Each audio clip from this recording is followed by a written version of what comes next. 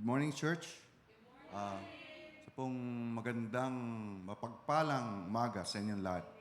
Welcome to Lord of Harvest, Filipino service, Sunday service. Welcome din po yung mga nanonood online, Facebook. Ang sabi sa awit, 47, versikulo 1 hanggang 3, palakpak ang inyong mga kamay, kayong lahat ng mga bayan. Sumigaw kayo sa Diyos ng malakas na tinig ng kagalakan. Sapagkat ang Panginoon, ang kataas-taasan, ay kakilakilabot, isang dakilang hari sa buong lupa. Ang mga bayan sa ilalim natin ay pinasusuko niya, at ang mga bansa sa ilalim ng ating mga paa.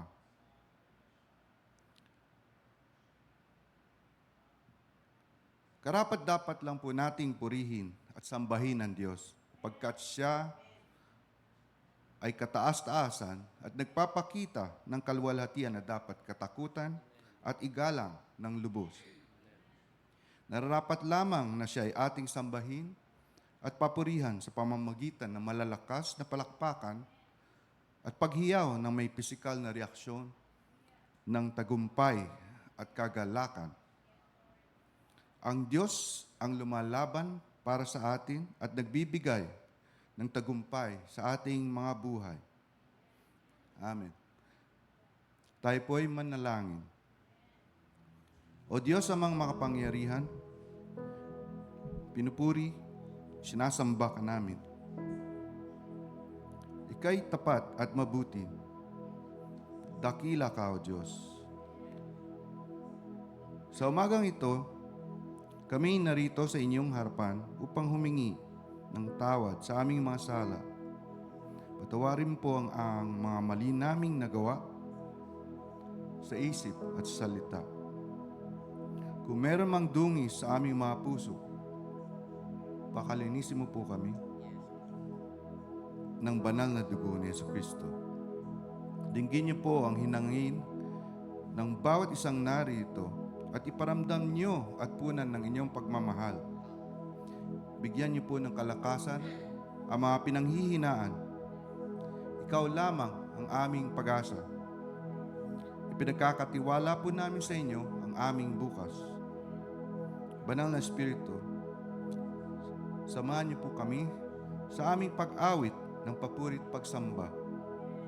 Naway maging matamis na samyo ang bawat awit na inyong marinig. Naway maging katanggap-tanggap ang bawat salita na lalabas sa aming bibig at ang bulong ng aming puso. Ang aming kalasag at tagapagligtas na si Jesus. Amen.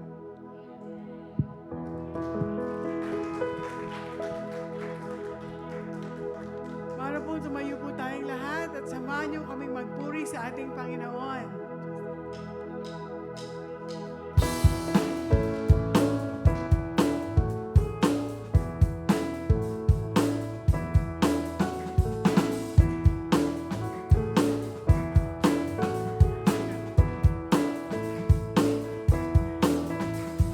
Ikaw ang kalakasan sa oras ng kahinaan, O Diyos na magkailanman. Ikaw ang siyang sandigan ko mo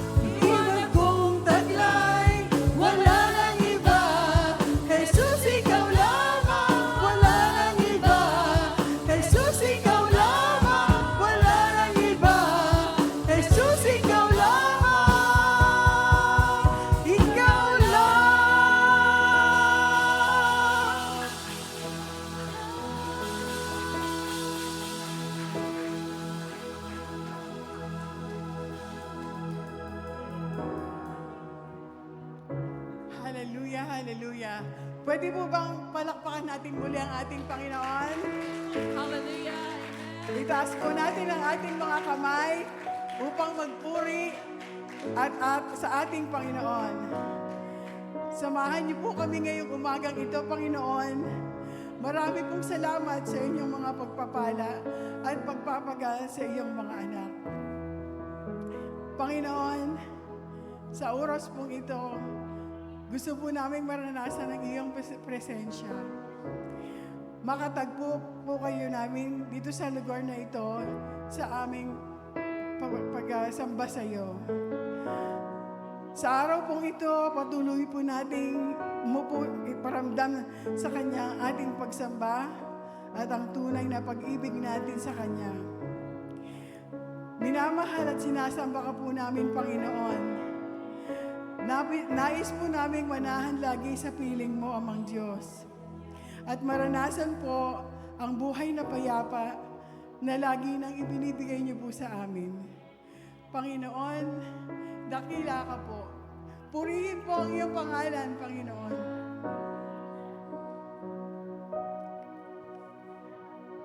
Minamahal kita. Sinasamba kita. Sa aking buhay ay ikaw ang nagbigay kahulugan. Minamahal, sinasamba kita. Minamahal kita. Sinasamba kita. Sa aking buhay ay ikaw ang nagbigay kahulugan. Minamahal, sinasamba kita. Sa aking buhay ay ikaw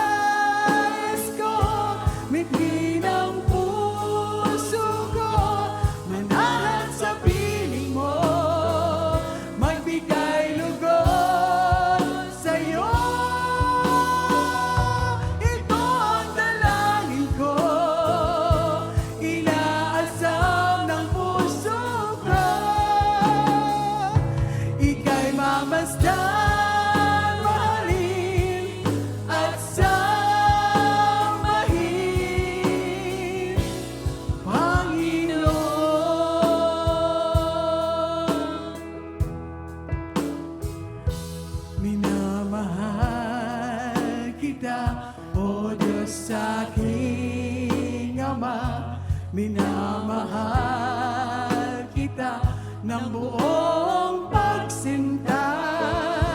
Sinasamba kita, tunay walang iba. Sinasamba kita, wagas na pagsamba. Ulitin po natin, minamahal kita. Minamahal kita, O Diyos sa aking Ama. Minamahal kita ng buong pagsinta. Sinasamba kita, tunay walang iba. Sinasamba kita, wagas na pagsamba. Ito ang nais ko, mithi ng puso ko. Manahan sa piling mo, magbigay lugod sa'yo. Ito ang dalangin ko, inaasam ng puso ko. Ika'y mamasdan, mahalin at samahin, Panginoon. Minsan ba po minamahal kita?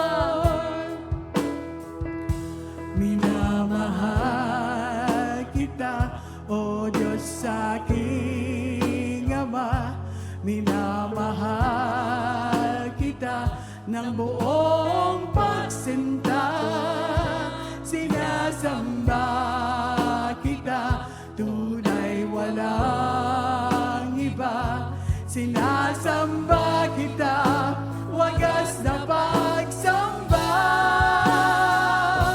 Ito ang nais ko, mithi ng puso ko. Manahan sa piling mo, magbigay lugod sa'yo. Ito ang dalangin ko, inaasam ng puso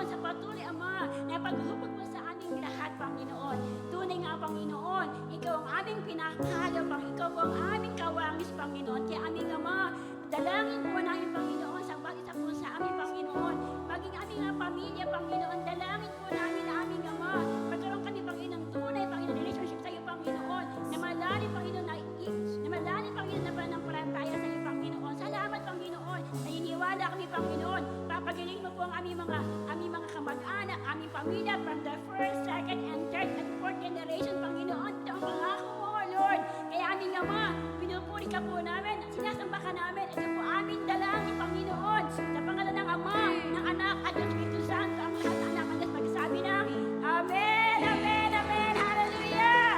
Praise the Lord! Let's greet one another and say, good morning, kumusta po tayong lahat? Amen? Praise the Lord, God is good all the time. Again. Tara, share.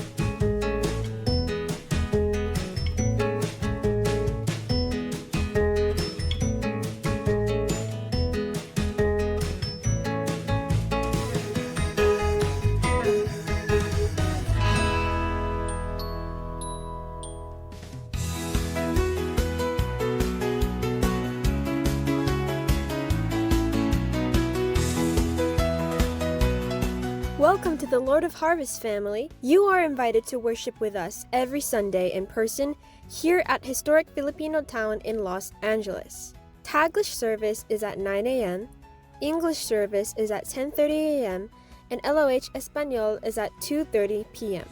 Childcare and children's church are available during English service.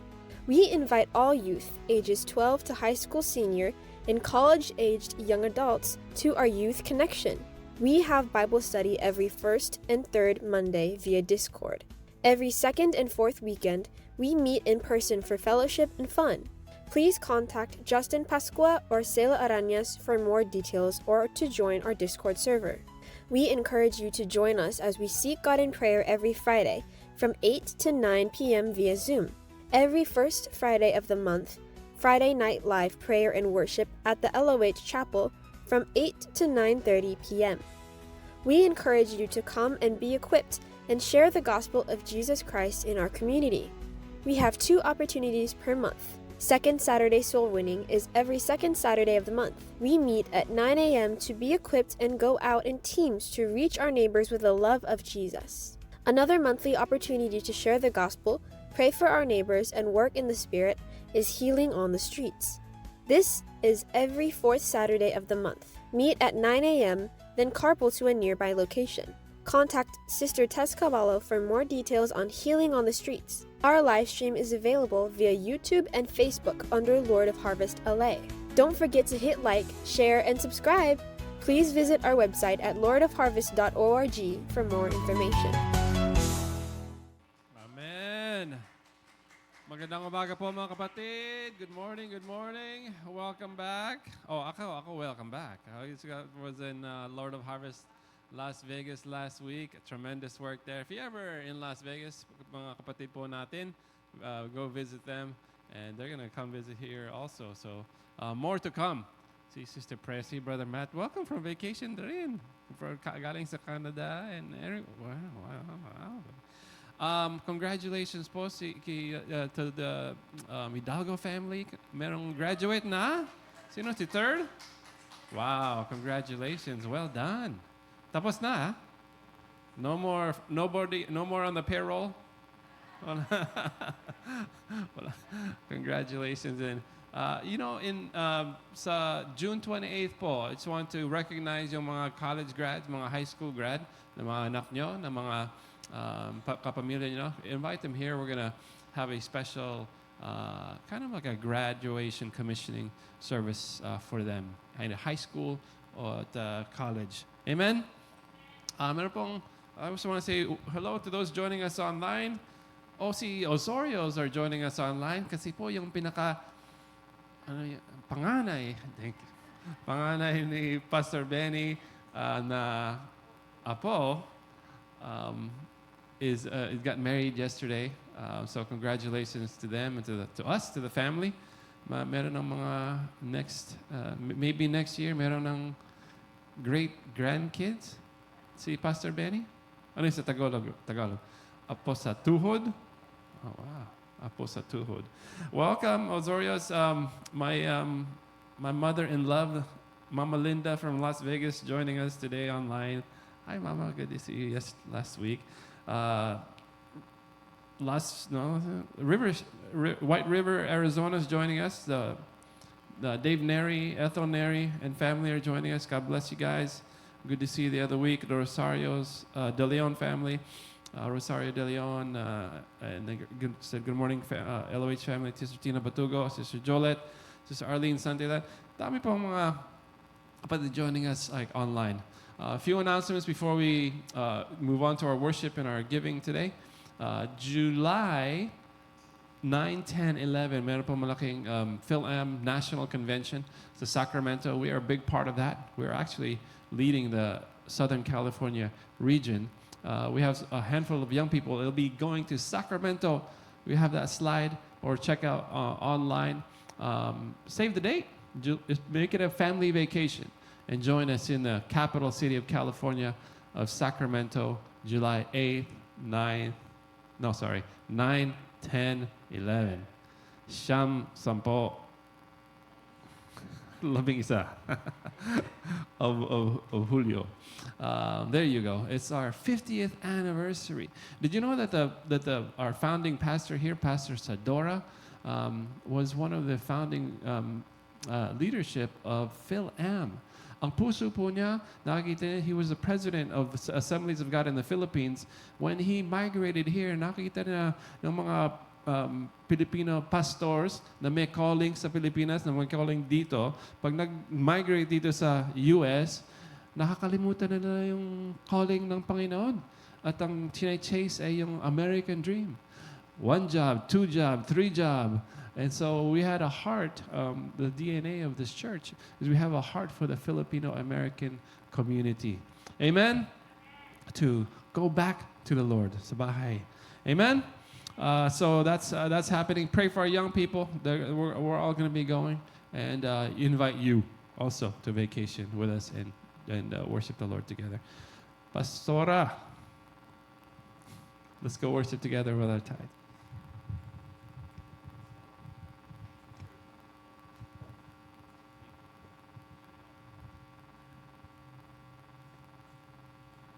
Hello.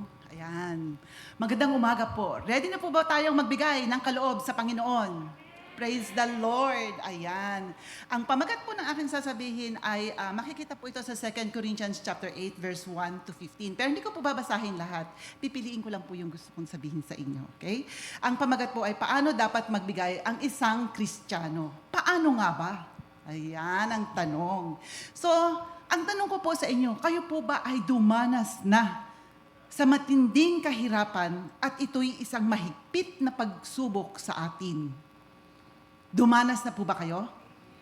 Ayan. So lahat po tayo dumanas, no? Maaaring lahat tayo dumanas sa matinding paghihirap. At nasabi natin sa ating buhay na, bakit ganito? Paulit-ulit na lang. Naramdaman nyo na po ba yun? At naitanong nyo na rin po ba sa sarili ninyo? Walang sumasagot. Siguro ako lang ang nakaranas noon. Ayun. So basahin na po natin. 2 Corinthians chapter 8 verse 2. Ito po ay kwento ni Apostle Pablo sa Corinth. Okay, kinuwento po niya at in-encourage niya. So pakinggan po natin Dumanas sila sa matinding kahirapan at ito'y isang mahigpit na pagsubok sa kanila. Ngunit sa kabila ng kanilang paghihikahos, masayang-masaya pa rin sila at bukas ang palad sa pagbibigay. Verse 3, sila'y kusang loob na nagbigay, hindi lamang sa abot ng kanilang kaya, kundi higit pa.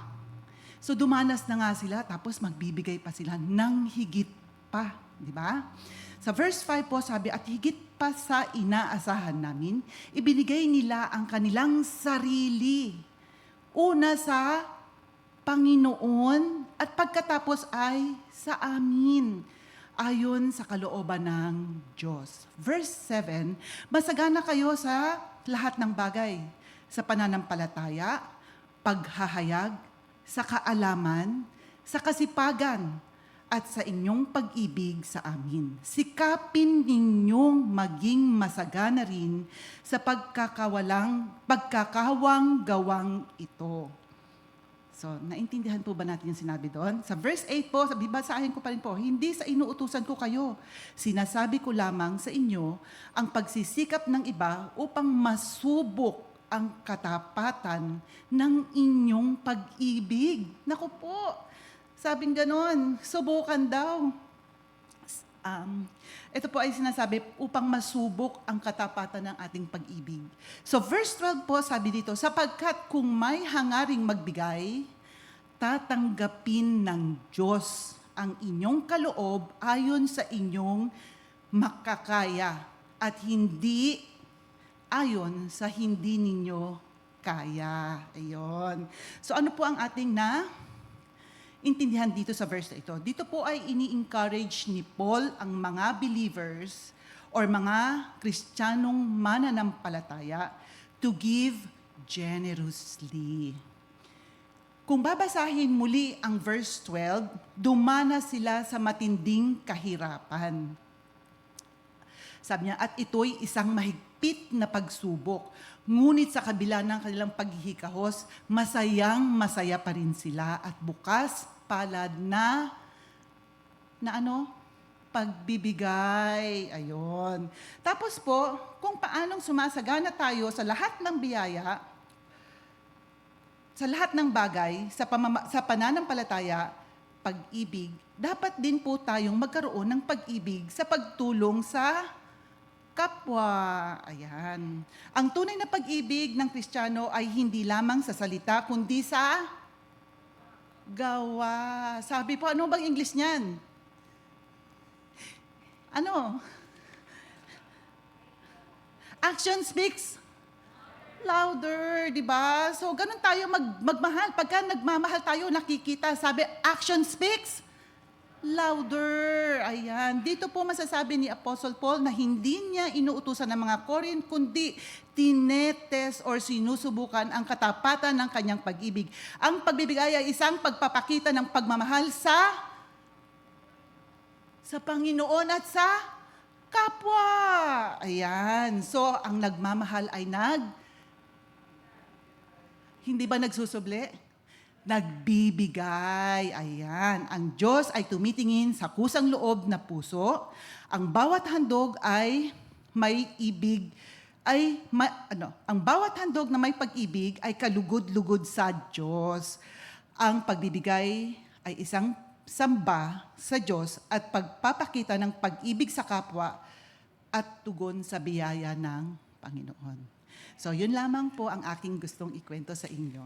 So, let's give generously ng may pag-ibig sa Panginoon. Okay? So, let's pray. Panginoon, marami pong salamat sa inyong pag-ibig sa amin. Marami pong salamat sa lahat ng biyaya, pananampalataya, at patuloy na iniibig niyo kami, Panginoon, at patuloy na pinalalakas upang kami ay makapagtrabaho, makatulong, at maipakita sa inyo, Panginoon, ng buong puso na kayo po ay aming minamahal sa pamamagitan ng aming pagbibigay. Panginoon, bless our tithes and offering. Lord, use it, Lord Jesus, for your glory, O God. At Lord, marami pa po sana, Panginoon, na maabot ang inyong mga salita, Panginoon, sa mga neighbors, O God, at ganun din po, Panginoon, to the unreached nation. Gamitin niyo po ang bawat isa, ang aming mga bibig, ang aming puso, at Lord, gamitin niyo po kami, Panginoon, for your glory, O God, for your glory, because we love you. In the name of the Father, the Son, and of the Holy Spirit, in the name of Jesus, amen and amen.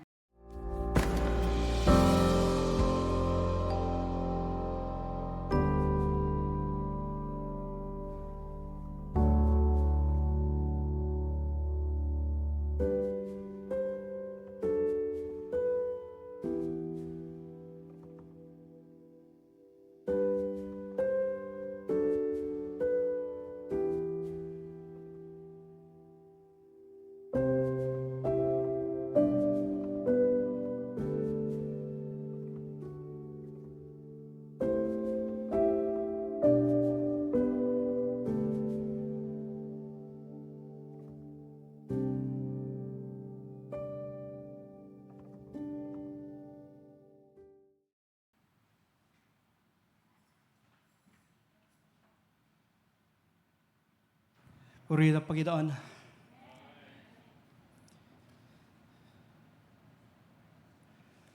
Gandang umaga po. Alright. Ang ating pong teksto ngayong umaga ay nasa John chapter 15. Maalala niyo po yung sermon last Sunday? Ang ating pastor ay nangaral patungkol sa legacy. At ang sabi niya ay hindi automatic. Napaka-importante po yung mensaheng yun sapagkat nare-refocus ang ating buhay kung sakali man nakakalimutan natin ang ating focus sa buhay at nare-evaluate natin ang ating mga ginagawa kung sakali mang naiiba na yung mga ginagawa natin sapagkat nung tayo po ay naborn again, nabago lahat, nabago ang ating Panginoon, nabago ang ating pag-iisip, nabago ang ating pananaw, nabago ang ating attitude, bago yun. Nabago ang ating destination, nabago ang ating direction, nabago yung value natin nung tayo na born again. Kaya yung legacy natin, nabago na rin. Ngayon, kung napansin niyo po, previously, si Pastor John ay nangaral patungkol sa banal na spirito. At lahat ng kanyang series, there were 3 messages na pina-preach po niya. Although ang pinag-uusapan ay ang banal na spirito, ang kanyang focus ay yung gawain ng banal na spirito sa buhay ng isang mananampalataya. At tumutukoy lahat doon sa ating pag-iisip, gawa at pagsasalita. And now, this morning, gusto ko pong ituloy yung tema na yan. At ang ating pong teksto ay sa John chapter 15. Basahin ko po ang verse 1 to 8 and then some other verses. Ito po ang sabi sa New King James Version. John chapter 15. New King James, English. I am the true vine, Jesus said. Now, ang Panginoong Diyos po nagsasalita nito. I am the true vine, and my Father is the vine dresser. Every branch in me that does not bear fruit, He takes away. And every branch that bears fruit, He prunes, that it may bear more fruit. You are already clean because of the word which I have spoken to you. Abide in me, and I in you. As a branch cannot bear fruit of itself unless it abides in the vine. Neither can you unless you abide in me. I am the vine, verse 5. You are the branches. He who abides in me, and I in him, bear much fruit. For without me you can do nothing. If anyone does not abide in me, he is cast out as a branch and is withered. And they gather them and throw them into the fire, and they are burned. If you abide in me, and my words abide in you, you will ask what you desire, and it shall be done to you, or it shall be done for you. By this my Father is glorified, that you bear much fruit, so that you will be my disciples. It's mahaba, so let me read verse 16. You did not choose me, but I chose you, and appointed you that you should go and bear fruit, and that your fruit should remain, that whatever you ask the Father in my name, He may give you. Now, obviously, ang tema ng binasa natin ay Jesus the vine and we are the branches. Father God, salamat po sa malaya na pagkabasa ng iyong salita at kalayaan namin na nagbabasa at sumasamba at nagtitipon-tipon ganito tuwing araw ng linggo. Lord, I pray na ang banal na Espiritu ay kumilos sa aming kalagitnaan. Bigyan niyo po kami, Panginoon, ng spiritual na pangunawa upang ang iyong mga salita ay maging kapakipakinabang sa aming pong buhay. At Lord, maganap, matupad, mangyari ang iyong plano sa buhay namin. Natunay nga po na kami ang iyong mga disipulo na nagbubunga Sa pangalan ng aming Panginoong Yesus, ito ang aming dalangin. Amen. Alright, it's amazing na ang ating Panginoon, tuwing nagtuturo siya ng mga mahahalagang mga katuruan niya, ay lagi siyang gumagamit ng true-to-life analogy or story. Katulad nito, ang ginamit niya ay ang vine upang iparating sa kanyang mga disipulo ang nais niyang maunawaan nila. Throughout the Old Testament, ang Israel ay tinaguri ang vineyard ni Lord. Mababasa niyo yan, lalo-lalo sa Isaiah, na ang vine ay ang Israel at ang vine dresser ay ang Panginoon. And so, Jesus, ito rin ang kanyang ginawa. Ginamit niya ang vine na analogy, na illustration, upang paglinawin sa kanyang mga disciples kung ano ang nais nilang maunawaan at ituro sa kanila. Now, sa verse 1 ang sabi, I am the true vine. Now, maalala niyo kung sino yung unang nagsabi ng I am. Si Lord, di ba? Nung tinanong ni Moses, anong sasabihin kong nagsugo sa akin? Paano sila maniniwala na isinugo mo ako? Anong sabi ni Lord? Sabihin mo sa kanila, sinugo ka ni I am. Parang, hindi naman niya sinabing ako eh. Ako nga sa Tagalog, pero sabi niya, if you read the story, tell them, I am send you.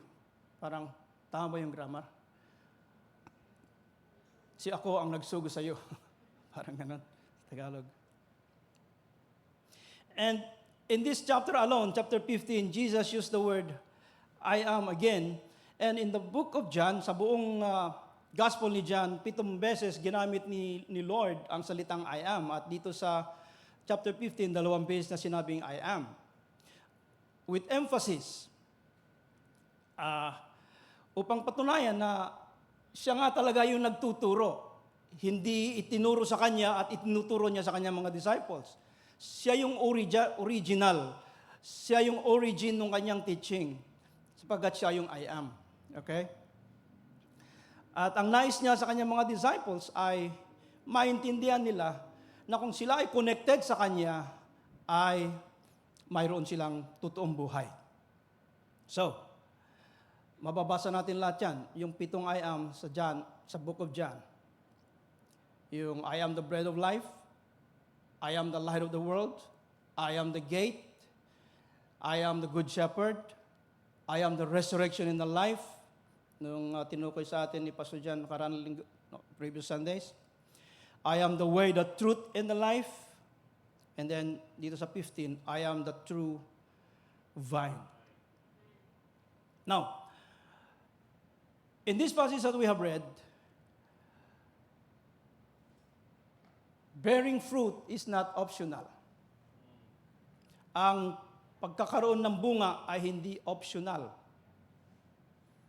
Ayon dito sa binasa natin, verse 2, every branch in me that does not bear fruit, He takes away. Ay wala kang choice. Kung kay Lord ka, may bunga ka. Kung wala ka kay Lord, okay lang. They expect you na wala kang bunga. But tayo lahat ay na kay Lord. Amen? Sino ang wala kay Lord dito? Ay, hindi pala. Tayo pala ay wala na kay Lord. Amen? So if we are with the Lord or we are in the Lord, fruitfulness ay hindi po optional. Another truth, bearing fruit is a proof that we are branch of the vine. Nandiyan yan sa verse 5. Kung may bunga tayo, ibig sabihin, patunay yan na nakakonect tayo sa Panginoon. Verse 5 sabi, I am the vine, you are the branches, He who abides in me, and I in Him bear much fruit. Alam niyo po, yung mga estudyante na nag-aaral ng Bible, pati mga scholars, ito pinagbalibaligtad nila yung word. Mali yata yung translation. Bakit? Even sa Galatians, maraming bunga, pero bakit fruit lang? Di ba dapat fruits pag marami? Mali yata yung grammar, sabi. Pero hindi po. Then later on, we will understand. And then, another important truth dito sa sinabi ng Panginoon, God the Father is glorified with our fruits. Dahil tayo nagbubunga, yung bunga natin ay nag-glorify si Lord. Ikinalulugod ng Panginoon yung ating pagbunga at yung kung ano yung ating bunga. Alright. So now, we come to the big question. Ano ba yung klaseng bunga yan? Yeah, yan po ang malaking tanong. Ano ba talaga ang bunga na yan? Ano ba yung... Now, si Jesus, hindi po niya in-specify kung ano yung bunga na sinasabi niya dito, pero napakalinaw po sa Bible kung ano yung mga bunga nito na sinasabi ng Panginoon because the Bible interprets itself. And so, let us go to Galatians. And the great apostle Paul talks a lot about fruit. Sa Galatians chapter 5, alam nyo na yon. Kung Kristiyano kayo ng isang taon na ay malamang ay nabasa nyo na to at kung hindi nyo man nabasa, na-memorize nyo na rin. Sa Galatians chapter 5, ito po ang sabi, but the Holy Spirit, again, talking about the Holy Spirit, produces this kind of fruit, singular, in our lives, love, joy, peace, patience, kindness, goodness, fruitfulness, gentleness, self-control. Siyam. Pero bakit ulit sinabi na fruit, hindi fruits? Ayaw ko kung paano ko illustrate ito. Pero sabi nila, mayroon daw mga bunga na kahit mag-isa siyang bunga, mayroon siyang 7 na bitamina na laman. Nakarinig na ba ng kayo ng ganon? I tried, naalala ko lang kagabi, I tried to research pero I ran out of time. So, but that's how they explain it. Ang banal na spirito ay nag-iisang kumikilos sa buhay natin, kaya ito ang kanyang bunga.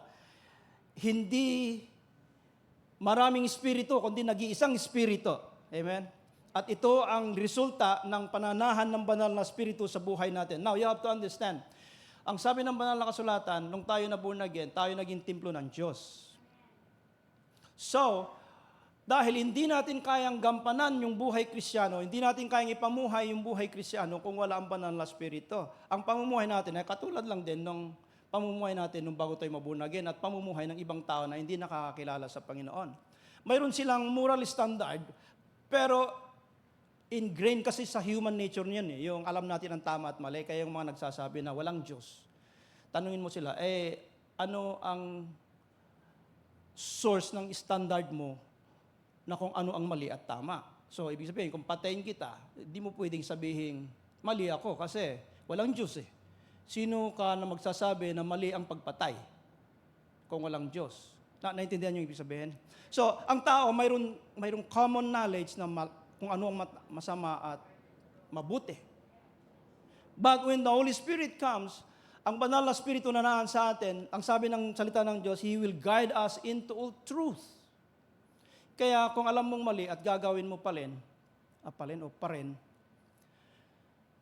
you are grieving the Holy Spirit.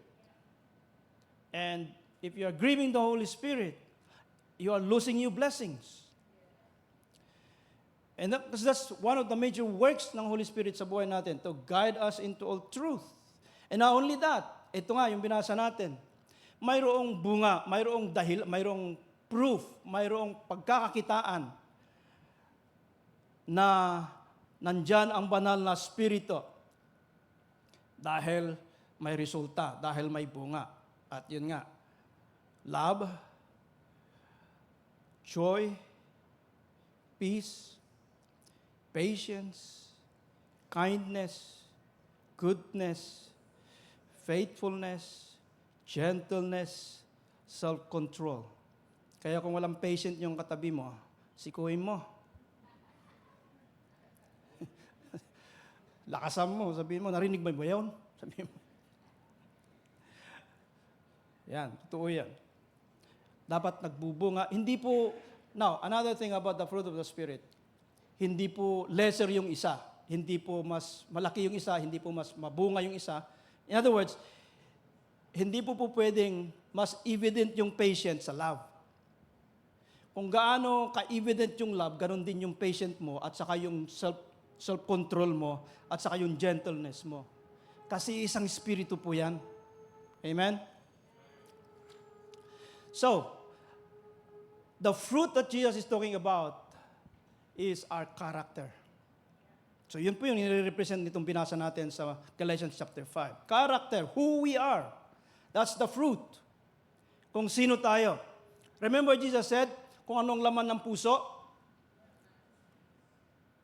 yun ka eh. Kaya yun ang lumalabas sa bibig mo kasi yun ka. That's who you are. Your character. That's the fruit. Pangalawa, Romans chapter 6, verse 11. Oh, sorry. Hindi po 11. 21. Malabong pagkakaprint. Verse 21 saka 22. Romans chapter 6. What fruit did you have then in the things of which you are now ashamed? For the end of those things is death. But now, having been set free from sin and having become slaves of God, you have your fruit. You have your fruit to holiness and the end, everlasting life. Now, si Apostle Paul po ay sumusulat sa mga taga-Roma bago siya makarating doon. At ang sinusulatan niya ay yung mga Kristiyano. At ang sinasabi niya ay, ano ba yung buhay nyo noong bago kayo makakilala sa Panginoon? Ang sabi niya, yung mga bunga ng buhay nyo nung bago kayo makakilala sa Panginoon ay kahiya-hiya. Sabi niya, ito yung sabi niya. The fruit, what fruit did you have then in the things of which you are now ashamed? In other words, kahiya-hiya yung bunga nung gawa nila nung araw. But now that they are in Christ, sabi niya, slaves to Christ. Now, ito pong slave na ito ay hindi po yung alipin na wala kang will. Ibig sabihin, nagpasakop ka ng total sa Panginoon. Because during those times, slavery is so rampant at ginagamit din na Apostol Pablo yung sitwasyon nila, yung kanilang kultura, upang illustrate kung ano yung kalagayan natin na ng pagtanggap natin sa Panginoon. Yes, we are slaves to the Lord in the sense that we have submitted our will to Him upang gawin yung, kung ano yung kanyang kalooban sa buhay natin. So, si Apostle Pablo dito, ang tinutukoy niya ay the things that we do. In other words, yung ating conduct. I use the word conduct para medyo mag-rhyme sa character, then conduct. Tama, di ba? Conduct. Conduct, ibig sabihin, yung ginagawa mo, yung behavior mo, ano yung mga gawa. Dapat yun ang magpapakita sa bunga ng Espiritu na nandun sa'yo. Yun po yung sinasabi ni Jesus na bear fruit. In other words, your conduct. Tama? Oo nga naman. Sabi ni Sister Pastor Arlene, ano sabi mo? Kanina, dito. Ang gawa ay speaks louder, which is true. Yung mga anak ko nung maliliit, saan nakikita ko yung sarili ko sa kanila. Tapos nire-rebuke ko, sabi ko, hey, ay ba't ikaw, Dad? Kinagaya ko, tapos pagka nire-rebuke ko, bakit ikaw, Dad? In other words, they are doing what they're seeing. Yung aking conduct, it reflects on them. Now, dapat ganun din yung ating conduct, it reflects God. Kasi yun yung ating fruit. Amen? 4 minutes. Pangatlo, sa Hebrews chapter 13, verse 15. At sabi dito, therefore, by Him, the Lord, let us continually offer the sacrifice of praise to God, that is the fruit of our lips, giving thanks to His name. So, pangatlo, na fruit ay conversation. You got it. Para mag-rhyme, para madaling matandaan. Una, character. Who you are. Pangalawa, conduct. What we do. Mga gawa natin. Pangatlo, conversation. C, para rhyme. Conversation. In other words, what we say. Alam niyo ba yung Tagalog word na kalawili?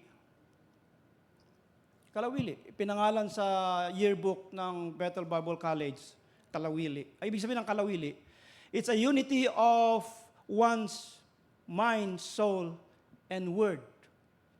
Kaya tayo may salitang burara, yun yung antonym. Antonym ba yung kasalungat ng salitang kalawili? Kung may taong burara, mayroon din taong may kalawili. Nako nyo. Yung burara, parang yung lula ko. Kung saan niya mabitawan yung hawak niya, nandun na. Tapos, lilipat na naman. Pag may nahawakan siya, pag may nabitawan niya, andun na. Burara, kalat ang gamit. Parang ilan sa inyo? Burara. Ibig sabihin, walang kaayusan. Tama? Pero pag may kalawili ka, mayroong pagkakaisa ng isip, gawa, at salita. So, there's an agreement of what you say and what you do and what you think. Mayroon kang kalawili. Yun po yung gusto ng Panginoon. So, sa ating pananalita, what we say, kasi sabi dito therefore by Him, the Lord, let us continually offer the sacrifice of praise to God that is the fruit of our lips, giving thanks to His name. In other words, when we use our lips to praise God, we don't use our lips to curse people. Tama? Kaya doon sa Psalms chapter 34, ang sabi ni David, the fruit of my lips is to praise you, to worship you all my life. Ano ibig sabihin nun? Walang pwesto ng chismis sa dila ko. Tama ba yun? Fruit of your lips So in other words, yung pananalita mo ay, you may not be directly worshiping God or praising God, but the way you talk is a worship to the Lord. Papuri sa Panginoon. Ang term ni Paul doon ay speaking with one another in psalms and in melody. Yun po yung description ni Paul. Para kang umaahawit sa iyong kapwa pag ikaw ay nagsasalita. Meron mga taong ganun, pag nagsalita, nakaka-bless, di ba? Yung naaakit ka pag nagsalita, nagugustuhan mo yung kanyang pananalita. Mayroon naman yung mga tao, pag bukas ng kanyang bibig, gusto mong magtago? Ayaw mo marinig. Yung anak ko, dinala ko sa golf course. First time. Pag palo ng kasama ko, slice. Kung ano-anong lumabas sa bibig. Ay, sorry. Palamuti lang yung bibig ko yan. Palamuti? Meron bang ganon? May palamuti bang yung bibig? Yeah. Kung ano pong nasa loob, lumalabas po yan. But our conversation should be pleasing and a praise to the Lord. Amen? Sapagkat yun po yung fruit na mayroon tayo. Dalawa pa, pang-apat, 2 minutes. This is very important. Philippians chapter 4, verse 16, 17, and 18, and 19. Let me just read quick. For even in Thessalonica, you sent aid once and again for my necessities. Not that I seek the gift, but I seek the fruit, underline the word fruit, that abounds to your account. Indeed, I have all and abound, I am full, having received from Epaphroditus the things sent from you, a sweet-smelling aroma, an acceptable sacrifice, well-pleasing to God. And my God, ito yung paborito nating verse, shall supply all your needs according to His riches in glory by Christ Jesus. Anong ginagawa ng mga Philippians? Mga Philippians. Mga taga-Pilipos na mga Kristiyano. Ano itong ginagawa? Ano itong sinasabi ni Paul sa kanila? The things that they give. So, number 4 point is our contribution. Para mag-rhyme. C, contribution. What we give. Ano ba yung bunga ng ating ginagawa? Contribution, what we give. Look at this. Pinuri sila ni Apostol Pablo. Hindi naman sila pinipilit, hindi naman sila pinagsasabihan na magbigay, but out of the abundance of their heart, they give. In fact, not only them, if you read the whole story, ipinadala sa Jerusalem upang yung mga kapatiran doon na may pangangailangan ay matustusan yung kanilang mga needs. And that's why Paul, sumulat siya sa mga taga-Pilipos, ito yung inyong ginagawa, yung bunga ng inyong mga pagbibigay. Panglima, Romans chapter 1, verse 13. At dito tayo magwakas. Now, Romans chapter 1, 13. Now I do not want you to be unaware, brethren, that I often planned to come to you, but was hindered until now, that I might have some fruit. Again, the word fruit. Among you also, just as among the other Gentiles, I am a debtor both to the Gentiles and the barbarians, or the Greeks and the barbarians, both to the wise and the unwise. So as much as in me, I am ready to preach the gospel to you who are in Rome also, that I might have fruit among you. So I use the word converts para mag-line up. So una, na fruit na tinutukoy sa Bible ay ng isang branch ng vine, which is you and me, ay ating character, ating conduct, ating conversation, contribution, and convert. Those are very important na bunga ng isang branch na nakakonect sa Panginoong Yesus. Dapat mayroon tayong convert. Amen? In other words, the people we win for the Lord, the people we evangelize, like Paul, I might have some fruit among you, sabi niya. Ibig sabihin, that I may win some more from you. Kasi maraming mga Kristiyano na sa Roma na mga Hudyo na hindi pa nakakakilala sa Panginoon, at ang sabi ng Panginoong Yesus ay pumunta kayo at unahin niyo yung the people in the house, in the faith. In other words, uunahin yung kanilang mga kapwa Hudyo. But because sa katigasan ng mga kanilang kapwa Hudyo, tayo ay nabunagin. Yung gospel nakarating sa ating mga hintil. Amen? So, let's have some fruit. And not just some, but let's bear much fruit. Sapagkat yun po ang sabi ng Panginoong Yesus. Amen? In Proverbs chapter 11, verse 30, ang ating last verse, the fruit of the righteous is a tree of life, and he who wins soul is wise. Amen. May God bless every one of us. Amen. Pastor John.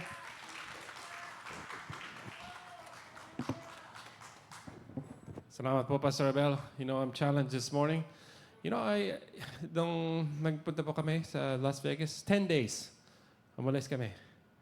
I've been trying to be a good Ilocano blood, like Pastor Abel. Every season, I try to have avocado trees, yung lemon trees, kasi gusto ni Jolinda. Meron pong sa Costco, nabili. Long avocado tree and 1 citrus tree. Umalis kami, 10 days. Walang dilig. Before I left, meron pong maliliit na mga bunga. You could see, I'm not getting excited. Uy, merong aanihin ngayon. When I come back, all the fruit gone.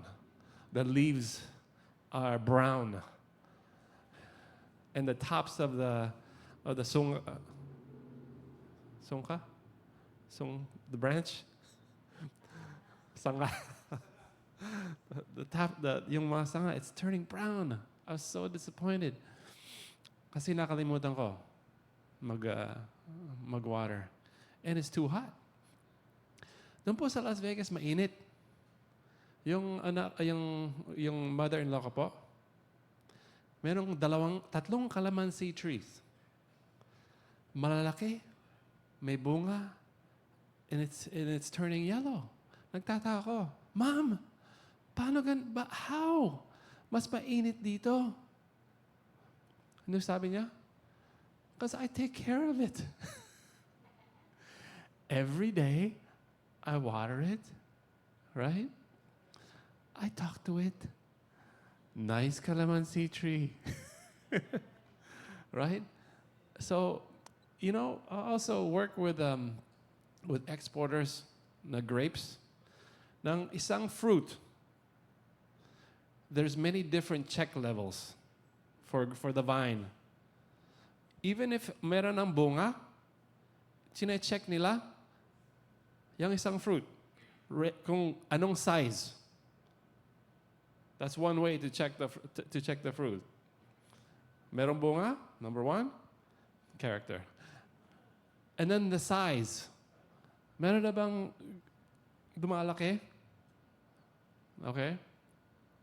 And then when it gets to a certain size, chine-check ang sugar content level. Did you know that? In the agrarian community, it's called the bricks level. They will take the grape and they will crush it and put it on a meter to check na matamis na ba ang iyong bunga o maasim pa rin. Our conduct. Amen? So one fruit, love, joy, peace. Ready ka na ba for the picking? Or still on the works? Some of us still on the works. It's okay. We don't need to iri para mabunga tayo. Ang sabi ng John 15, abide in me. When we abide in Christ, when we abide in Jesus Christ, the Father is the vine dresser. Siya. He's the one that's going to take care and make sure that that we bear fruit, and it remains. Amen? So ito po yung where we're challenged to live a powerful life. Ang solution po, abide in Christ. That's why we're encouraging you. Anong klaseng environment natin? Are we prioritizing abiding in Christ? Abiding in the Word? Abiding in prayer? Ito po, balance. We need to balance it. Amen? Praying without ceasing while we're going about our business, our Father's business, working, taking care of the kids. We are to be abiding in Christ. Pray without ceasing and with understanding. Right? Ano ba to? Bakit naman nag-argue kami? Understand. We wrestle not against flesh and blood, but against principalities, against strongholds, against rulers, powers of this earth. Amen? There's more to come. Amen? Tayo po tayo lahat. Matthew chapter 9, verse 38 po. Ito po ang what the Lord is continuing to cultivate sa pamilya natin ng Lord of Harvest. The harvest is plentiful, but the workers are few. Pray that the Lord of Harvest send laborers. Amen po? Madami na daw ang harvest. We keep praying for, Lord, send the harvest. Sabi ng Panginoon, madami na. We need the workers. Amen? And kayo po are the answered prayers na gagamitin ng Panginoon for the harvest field and in these end times. Amen po? Let's pray. Father God, we thank you this morning. The vine dresser that is cultivating our hearts, our spirit, our environment. Lord, Holy Spirit, we abide in Jesus Christ. And we commit, Lord, to the works that you put our hands to. Lord, to seek you first in your kingdom, and then all these things shall be added unto us. Your kingdom and your righteousness we seek daily. We depend on you. We trust in you, our vine. In you we live and move and have our being. Lord, let us not be weary and withered up.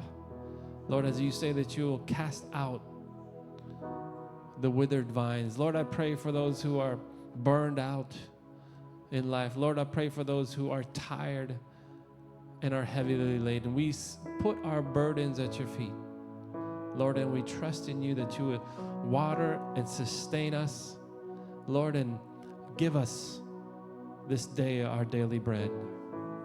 Lord, that we may be going about the Father's business. Amen and amen.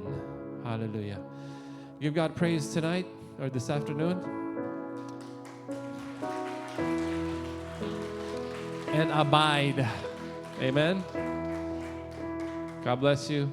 See you second service. We got Pastor Ray coming over there, second service. Oh, by the way, happy birthday to my bunso, John. This week na po, he's gonna be 14 years old. Wow. 14 na. 14. Bunso, mahal kita.